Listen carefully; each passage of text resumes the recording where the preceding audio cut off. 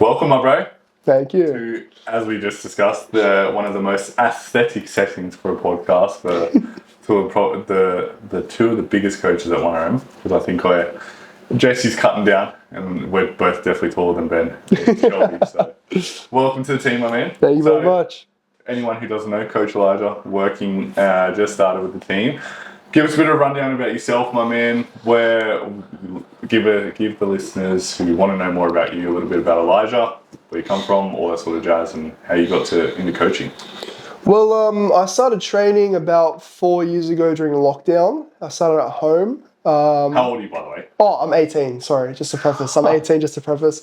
I started training when I was 14, and then I've spent about a month or two at home. Then I started my first gym, Clubline.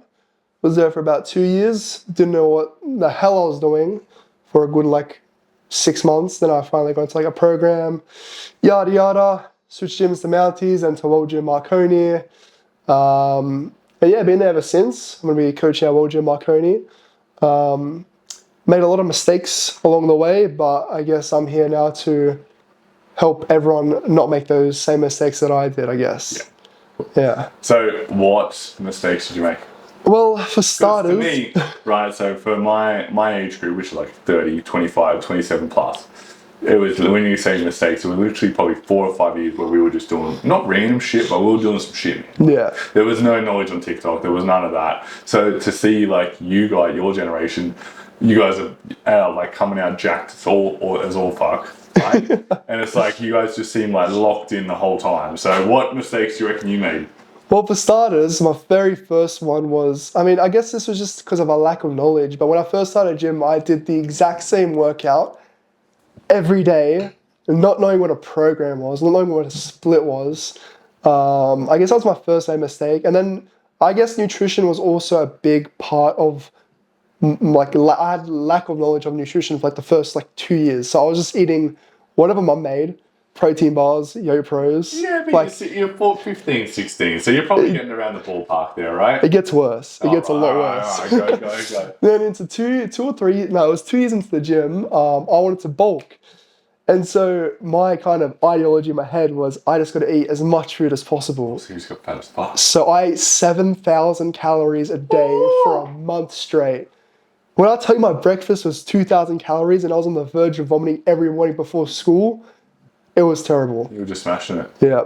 And I made a video on TikTok about that, and it was one of my most it was only the very few videos that actually blew up. Did you cop hate?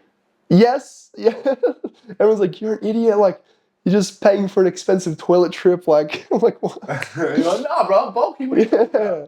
But to be fair, I didn't get that fat. I put on a bit of fat, but I don't know, I felt big. But it was fucking work, bro. but the macros were just not there. If I get anything and everything. Yeah. Right. I think it was 300 fats in that diet. Oh, was putrid. Yeah, fuck that, man. The amount of people that I've had to rejig their whole meal plan and pull the calories down, but then pull the fats right down as well. Yeah. I can't digest anymore. I'm yeah, because you're having 200 grams of fat. It's good. But anyway, it got you to where, look, was it the right way to do it? Probably not. No. But did it help you put on size? Oh, yes. Yeah. So you're a skinny kid? Oh, very. I started at 74 kilos and now I'm 101. Yeah, that's crazy. So, look, I would say it's probably not the right way to go about things, but did you kind of get there in the end? Yeah, probably helped you, it showed you how much to eat and that sort of thing. So, yeah, cool. Yeah. So nutrition was a big one? Yeah, very big. Training, you were just following literally the same program over and over again. For a month straight until I realized what a split was. Yeah, man. Yeah. But, was it an all-over body program? It was for my first 2 years of training, I just didn't train legs. I hated legs. I did maybe once a month, once every 2 months. Because it just hurt too much. Because I just didn't enjoy it. And then it wasn't until 2 years into lifting that I actually started training legs. And then after my 7,000 calorie bulk, I got a coach who forced me to start training legs, so I had no choice. But then obviously the results paid off. Yeah. Yeah. So I was the opposite, where when I started training, it was can't skip leg day. Yeah. So then I just remember, the only thing I remember about the split that I made, I was like, right, I have to train legs and I have to train back. Yeah. I'm like, no matter what, I have to train legs, I have to train back. Otherwise, because that's the only way to get big. Yeah. And I've got a shit chest and shit shoulders. And my legs and back. But you got crazy legs. Yeah, I've got big legs and a nice back, but everything else is shit. So, but that's good. Right. So, talking about that, so you trained for a little bit there and you decided to get a coach. Yeah. What was the deciding factor? Why did you get a coach? Well, honestly, like, I just wanted to improve my knowledge, and I saw this coach that was coaching at Marconi, and obviously I saw like all of his clients doing very well. Like, I had a friend that was that was with this coach already, and so I'm like, oh, I'll jump on board too. So started training with him, and then before I knew it, like, my legs in a month grew by like 2 centimeters. Like, I had cut down heaps, looked at my all-time best, and I realized, like, wow, like, proper nutrition, like, it goes such a long way. Yeah. Such a long way. So what was the difference between what you were eating then to your 7,000 calorie bulk or what you were eating before? Well, okay, so I finished my 7K calorie bulk, and then I'm like, okay, I've got to cut. And so I didn't know how to cut properly, so I was just smashing like 5 tins of tuna a day, cutting out like everything I ate in the past. I was just eating just protein. So you're just malnourished and dying of fucking mercury poisoning. Basically, yeah. And then that's when I got the coach. The coach put me on like a maybe 3,500 calorie diet, and I just basically body recomped, and then And then kind of everything kind of fell into place, right? yeah. So what was the difference in his diet and your diet? Well, a lot more whole foods, obviously. His kind of training like ideology was a lot like less fats, and so ever since then I've had like less than 60 fats in my diet. Okay. Like, I've had like very little, just mainly carbs and protein. Yep. And I've just been following that, and I mean, it's been working. So pretty much a lot more whole foods, a lot more like rices, vegetables, Yeah. potatoes, that sort of thing. Yeah. Lots of colour in the diet. yes. I think that's the biggest thing is like, even when people start to bulk, they will automatically get rid of or think they don't need the vegetables, and so you need all that. If your food's not colourful and it doesn't like pop out at you, you're not eating enough whole foods. You should be having at least like 500 to 700 grams of plant matter a day. Yeah. That keeps everything digesting well, moving well, and especially if you're on 5,000 calories. Yeah, 100%. 100%. Sweet. So then going after that, you started with the coach, and you mentioned you competed, right? Yeah, I competed in what would be around this time last year, actually. Yeah. Cool. Did 2 comps. Nice.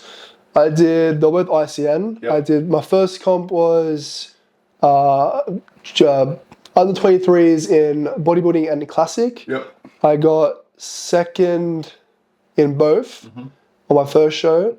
To be fair, the lineup wasn't like anything crazy.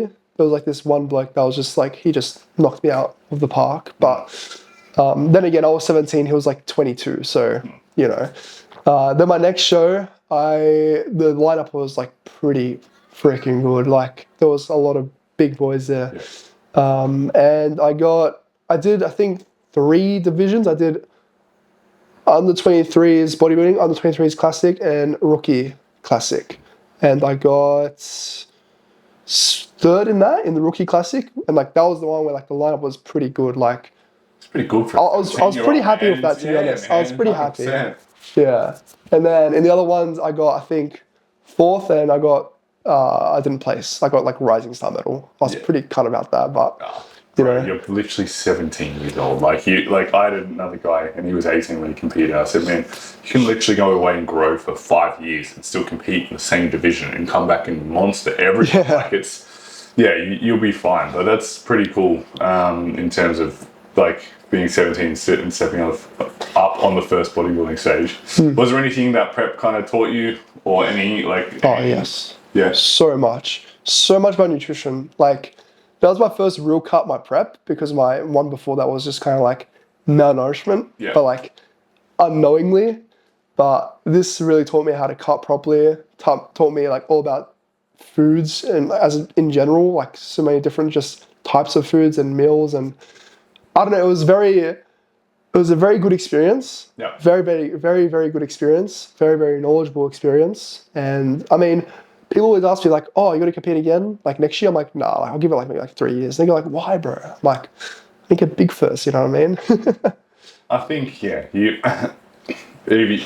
only really you should compete unless like when you have a burning desire Yeah. to do it, because it's a 100%. big step.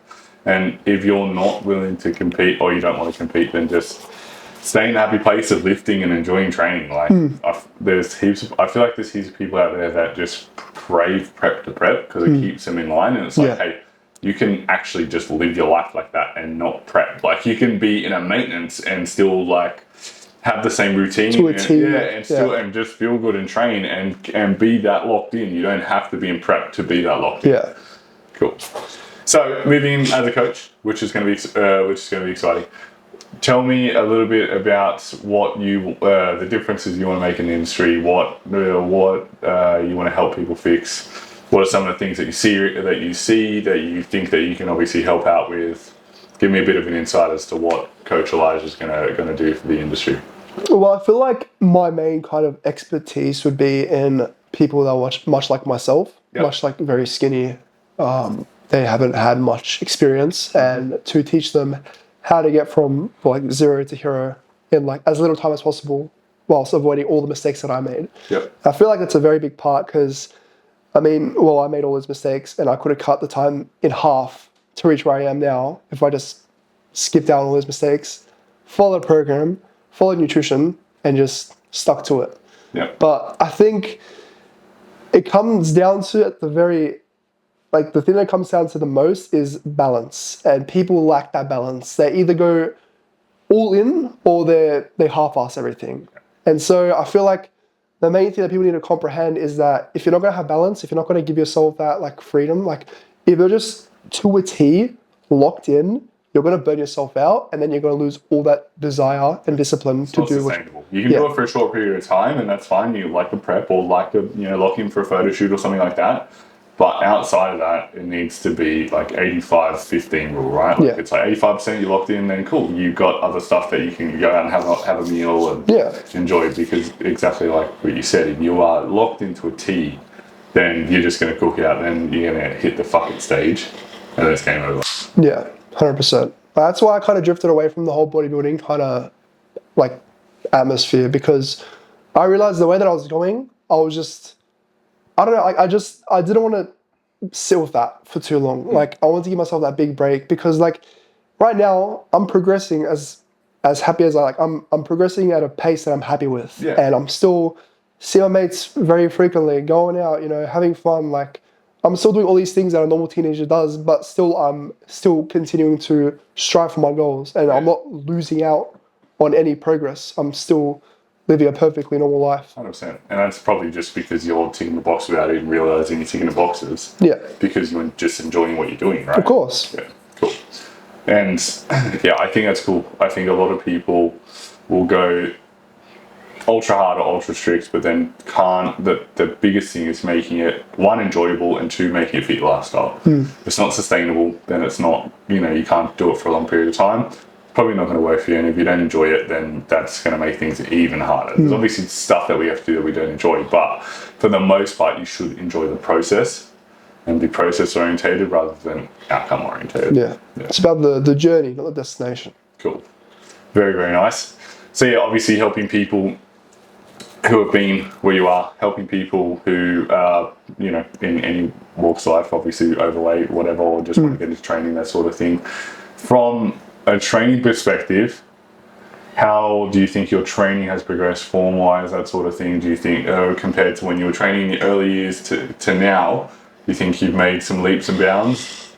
Definitely. Like, I feel like a big part of what I used to do was, like, my whole kind of stigma around the gym was, like, I've got to go balls to the wall and absolutely cook myself as much as possible every single day in the gym. And it was like when we trained. Remember when I was like, hey man, I'm done. Like, you're like, oh, I'll do like 4 more exercises. I'm like, no way. I'm cooking. Like, I remember I would be at the gym, and like I can't even emphasize enough how, I don't know how the hell I used to do this. Like, every session would involve maybe like 5 exercises with 3 sets, but every set was I'd drop set, then drop set again, and then I'd do, I'd get my mate to do negatives, like he'd break it up, and then after that he would bring it up, and I couldn't push anymore, so he'd push down for me, and then I'd do partials.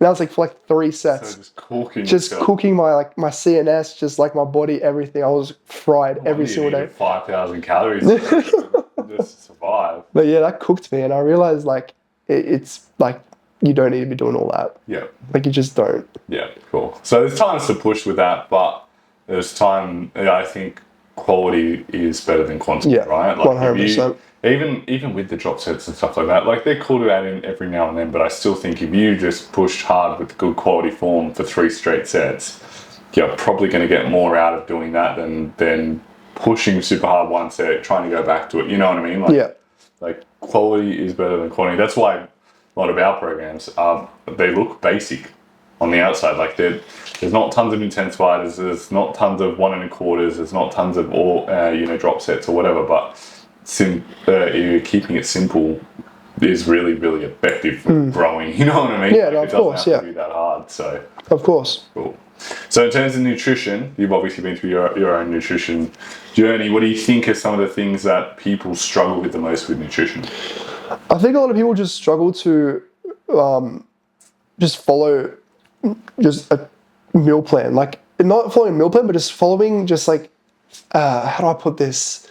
Like a guide. Yeah, they can't, like even if it's just macros, just stick to something. Like allow yourself some leniency and you'll make progress. As long as you're like somewhat sticking to something, at least stick into macros. At least trying to stick to just something. Following that, you're going to see progress. Do you think that's an adherence problem, or do you think that's like a knowledge problem? I think it could be a bit of both. I think that obviously now that I've learned from my mistakes, I can give them the knowledge. But I think some people just need that kind of push to be able to follow that. I find that a lot of people that come to us just need, because it's like me saying to you, yeah man, just save your money. It's like okay, cool.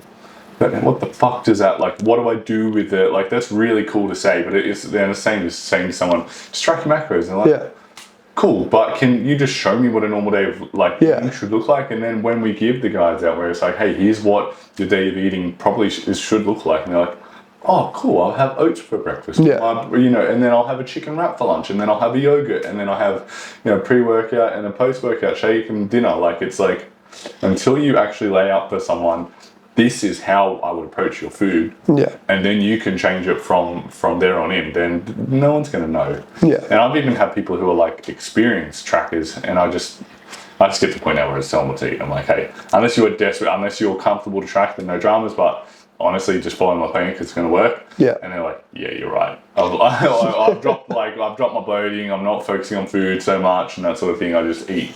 Kind of on the plan, and if I need to change it, I need to change it. So but you're right in that sense as well, going back to the close enough is good enough in the sense, like, because I get people who are like, hey, this is like 30 calories out, hey, this is this out, like, this is 5 grams over this, and it's like, you're not on a comp prep. Yeah, it really, really doesn't matter. Yeah. Like, and even then, like, as long as you're hitting your protein, your fats and your carbs can be mixed and matched. It really doesn't matter that much either. And for most people, unless you are literally in a competition prep for bodybuilding, if you go over your calories by 100 calories and then under your calories the next day, like it's going to even out anyway. You're not going to die. What's going to kill you is eating like an asshole on the weekends and the late night snacks and all that other shit that creeps in. That's what kills you. It's not the extra bit of dressing that you had on the salad that you didn't measure, So, yeah. Yeah, 100%. Cool. So, I think nutrition's a big thing for that, and obviously that people struggle with as well. In terms of helping people in the gym, what are some of the things that you see that when you're training that from a form perspective? Are there any like particular exercises or anything that you just see that you're like, man, I know I can help people fix X, Y, Z? Is it a deadlift? Is it squats? Are they Bulgaria? Like what are some of the common things that you see in a gym that you're like, I really could fix all that shit? Definitely people's lat pull downs. I always see people lat pull down, like doing the lat pull downs, and they're just super duper wonky. Yeah. Super duper wonky. Lat raises. Yep. And anything involving their back when they're using too much of their back when they don't need to. Yeah. Okay. Cool. Yeah. So that pull down, so they're pulling down a little bit wobbly. Yeah. Either that or they're like they're gripping it funky or they're like ego lifting it. Like just drop the weight, just drop the ego, drop the weight, just do the rep. Do you think that's most people's problem? I think it's a lot of people's problem. Yeah. Yeah. I think so. Going too heavy or going too hard. Yeah. Like I think I'm a bit of an advocate, like not advocate. I'm a bit of a victim of that too. Sometimes I'll do that, but for the most part, like just control the weight, do a weight that you're comfortable with. That's when you're going to see the real progress. You know. But you can do that because you've kind of built that up to a point where your form's probably a little bit sloppy in the last couple of reps, but you can still feel the ladder raising your delt. So you're like, cool, like I don't care. Yeah. But if you're literally just flapping weight around and you can't feel, where you're supposed to feel it, or you're just moving weight from A to B without getting really good control and connection, then you probably need to pull the weight back a little. Yeah, 100%. Cool. In terms of the fitness industry as a whole, I don't know how deep is your Instagram. Have you started following a bunch of other coaches? It's all been like for the past 4 years. It's been all just gym. Cool. So what's the biggest irk that you see on with gym talk, gym Instagram and shit? These bloody science-based lifters doing these. Getting puffier. Yeah, like, what is that stuff? You know what's funny? They're the smallest. They're literally the smallest people out. Yeah. So for anyone that doesn't know, there would be people that don't know. There's obviously science-based lifting that's come out, and it's like, how do we work the muscle in the most optimal way with the most amount of tension, stability, a bit of a circle jerk. And then there are Keenan flaps. Like they will literally attach a cuff to their arm. And they'll sit sideways on the cable, and then they'll squeeze in like that because they think they're working the lat in the fucking sagittal plane or whatever. It's just like, bro, just do a pull. Like the biggest, what kills me is like, now I get not everyone can train like the top tier bodybuilders or whatever. Like it's like because they are genetic freaks in themselves and whatever. But like, if you've never seen anyone over 100 kilos do a Keenan flap. Why are you doing a Keenan flap? Like, you know what I mean? Like, it's just goofy. Like, even single arm, I'm going to put it down to even like single arm pull down, like iliac pull downs. Like, I've got them in my program, but they're literally an accessory movement. Like, if you're under 80 kilos, like, or you know what I mean? Like, if you haven't been training for 2 or 3 years, like, don't just do a dumbbell row or do a row, do a pull up. Yeah. Keep it simple. 100%. Like, the people that you see doing all these things are, like, the smallest people. Yeah. And, like, look, props to them for doing their research. Props to them for trying, but... Yeah, they've gone out there, they've done the research, and they've probably read one or seen a study or something where it's like, this works this in the optimal way, right? And it's just... But it doesn't have to be that difficult. 100%. Like, they're just doing too much. Like, look at it this way. For the past, 40, 50 years, everyone's been training. They've been trained this way, and it's been working. You look at all these people... Natural or not, like, these people were on gear, like, in the 80s, 90s, 2000s, whatever. But you see them, they're not doing any of this stuff. Yeah. No one's doing this stuff except for the people that are looking like this, you know, like, I see the same with females as well, where maybe once or twice in the program, if it's a lower body dominant program, I might give some kickbacks or a glute step up. For the most part, you're getting Bulgarians, you're getting deadlifts, like you're getting a heavy squat movement. Like that's what's gonna build. Like moving some load is what's gonna build your glutes up, not the kickback. Like the kickback at the end is you're gonna get it. You're gonna build your glutes from a kickback, but it's like that's the icing on top. Like the core should be how hard did you push with your Bulgarian? Like how heavy did we RDL? Dumbbell RDL or something like that. So. Yeah, I totally agree. The science-based lifters need to just pull back a little bit, and hence why our programs don't have any science-based lifting other than like actual genuine science. That it's like if you do this and this works. Yeah, because this is the real science. Yeah, this is the real science. The science-based lifters have just read one meta-analysis and just ran with it. So, yeah, cool. So you got science-based lifting. Is there anything else from Gym Talk or Instagram that you think people get caught up in that you just need to call out? Honestly, I think it really comes to mind, to be honest. I mean... I'll say I think nowadays protein is important, don't get me wrong. Like there's a certain level of protein is important. But I think people really underestimate the importance of carbohydrates. Yes. Like, especially people like... for example, 16-year-old Elijah, who was pumping 6 cans of tuna a day, like, you need some carbs in there, man. Yeah, like, to 100%. train, especially pre-workout training. Like, we need carbohydrates to train, and we can't just be rocking up to the gym empty. Like, Yeah, of course. that'd be my biggest thing. Is everyone's trying to go high protein, and that's cool. Like, don't get me wrong, but there's got to be a point where you need to fuel your sessions. Yeah. So a lot of my females or a lot of my girls, when they come out of like a cut or something like that, I'll be like, right, we're going into a performance phase, where it's not a bulk because that's scary. It's not a growth because that's scary as well. So I want you to only focus on your performance in training, and that's going to be our main metrics. And your 3 main goals is what did you PB in, or what did you do better this week in the gym, so that you know that you have to eat to hit those PBs. You can't miss any meals, so you need to make sure you get the food in pre-workout, and you know that the driving force for the whole day, week, whatever, is performance in the gym. If you do that, then you're going to grow. Yeah. Right? So I would say really putting people's emphasis of carbohydrates around training is big.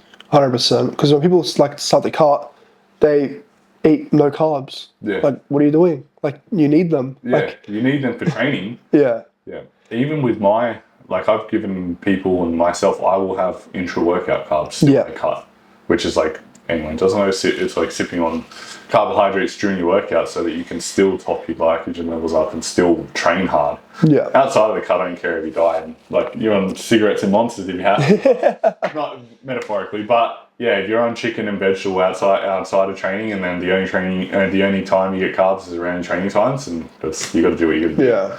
But I think carbs is a big thing as well. 100%. 100%. Sweet. So, learning a little bit about yourself in the future and stuff like that. Where do you see yourself in 6 to 12 months? Where do you want to be?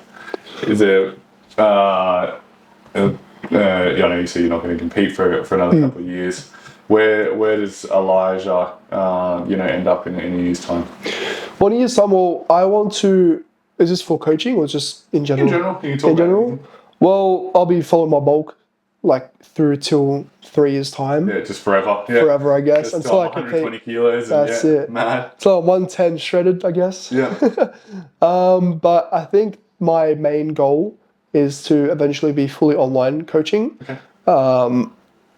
But as for other goals, I mean, just to be comfortable coaching, I guess. Like, yeah, I guess in a year's time. Training people. Yeah. Yeah.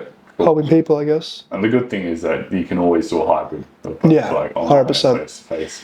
Face-to-face is cool. It is good too. And I've had a lot of online clients come to me face-to-face, and we've fixed a heap of shit face-to-face. So it is cool to have that kind of balance as well.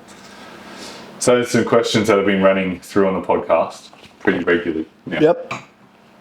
Have you heard the horse-sized duck one? The what, sorry? Right, what would you rather? Would you rather fight 100 duck-sized horses or 1 horse-sized duck? A horse-sized duck.